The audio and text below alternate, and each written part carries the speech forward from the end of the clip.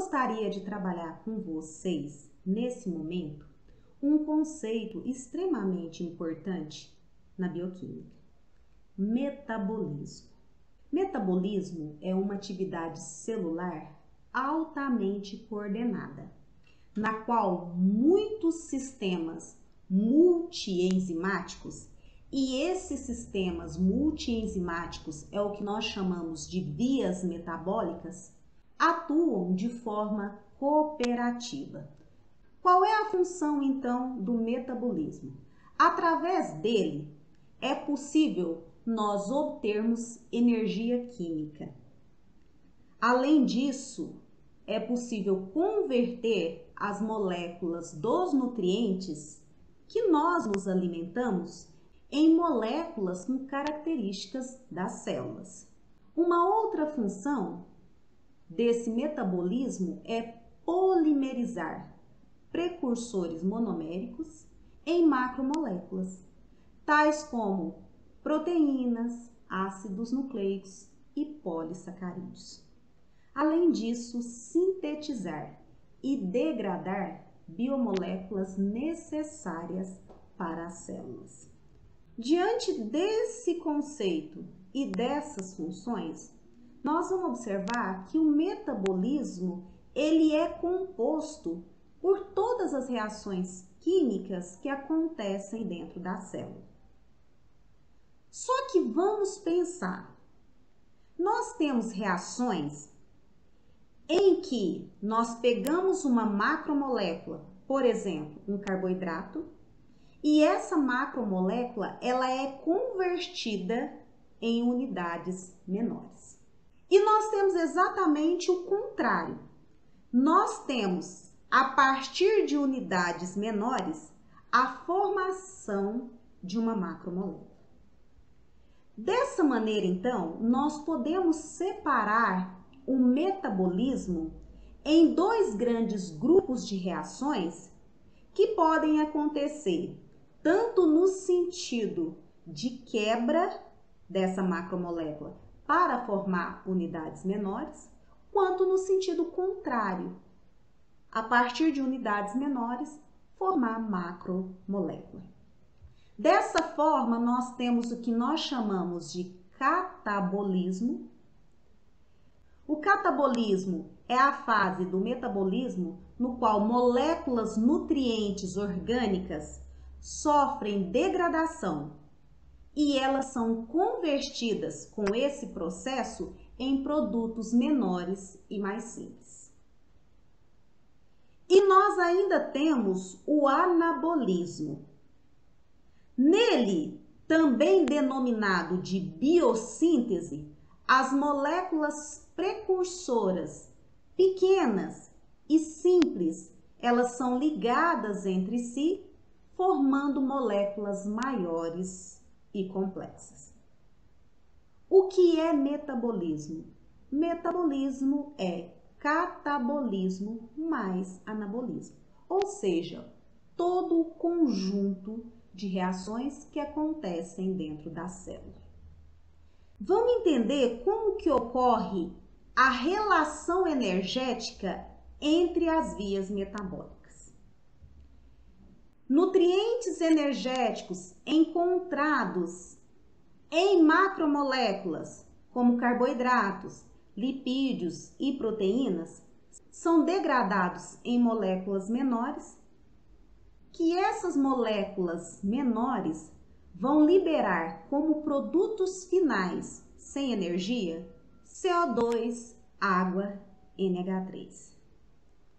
Esse conjunto de reações, como eu disse para vocês, são reações que compõem o catabolismo. Como visto aqui, essas reações elas vão permitir, a partir desses nutrientes energéticos, que ADP seja convertido em ATP, que NAD+ seja convertido em NADH, NADP+ em NADPH e FAD em FADH2.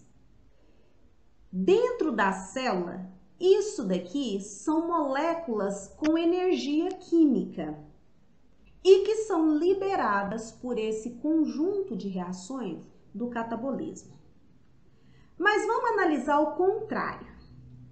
Nós vimos que o metabolismo também é composto de reações em que moléculas precursoras menores, como por exemplo os aminoácidos, os açúcares simples, os ácidos graxos, as bases nitrogenadas, elas são convertidas em macromoléculas celulares, como as proteínas, os polissacarídeos, os lipídios e os ácidos nucleicos.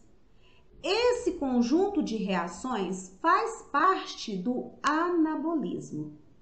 E aí nós vamos ver que nesse processo, ao contrário do que nós vimos aqui no catabolismo, é necessário que essa energia química ela seja empregada para que essas reações aconteçam. E dessa forma nós temos essa relação energética entre as vias metabólicas do metabolismo. Quando nós falamos de metabolismo, ele envolve um complexo conjunto de reações químicas que ocorrem na célula ou no organismo, e essas reações, obviamente, elas são catalisadas por enzimas. Isso é o que nós chamamos de vias metabólicas. Cada etapa de uma via metabólica produz um produto por uma série de intermediários, o que nós chamamos de metabólitos. Então, vamos conhecer os tipos de vias metabólicas que nós podemos encontrar no metabolismo. Nós temos aqui, por exemplo, o amido, uma macromolécula, que vai ser degradado em unidades menores, como por exemplo a glicose, e essa, por sua vez, vai participar de uma via metabólica que vai produzir piruvato e o acetato, tão conhecido como acetilcoenzima A. Quando nós analisamos aqui a sacarose, que também é convertida em glicose, piruvato, também nós temos como produto final nessa via a acetilcoenzima A. O fosfolipídio, a mesma coisa, os triacilgliceróis, também o glicogênio. Vias metabólicas que acontecem onde diversas macromoléculas elas são degradadas e elas têm como produto final dessa via aqui um elemento em comum, nesse caso acetilcoenzima A, esse tipo de via é chamada de catabolismo convergente. Agora vamos imaginar a acetilcoenzima A sendo precursora agora de várias vias metabólicas. Inclusive aqui, ó, a acetilcoenzima A é convertida em acetoacetilcoenzima A, em ácido gráficos, em diacilglicerol CDP e esse em fosfolipídios. Nós temos aqui a acetilcoenzima A sendo convertida em acetoacetilcoenzima A e tendo como produto final aqui os ácidos biliares, né? Os triacilgliceróis, a vitamina K. São todos exemplos de produtos que, para serem sintetizados, eles tiveram um precursor comum. Esse tipo de via metabólica é chamado de metabolismo divergente. Além do catabolismo convergente e do metabolismo divergente, nós ainda temos um terceiro tipo de via, que são as vias cíclicas, como está sendo representada aqui. Numa via cíclica, nós temos um precursor e que esse precursor ele reage com um determinado elemento dessa via para liberar um produto inicial aqui. E esse produto participa dessa via metabólica E uma das principais finalidades dessa participação é regenerar esse elemento aqui que reagiu com esse precursor que entrou na via. Desse modo, nós temos as vias cíclicas. Esses são os tipos de vias metabólicas que nós podemos encontrar no metabolismo.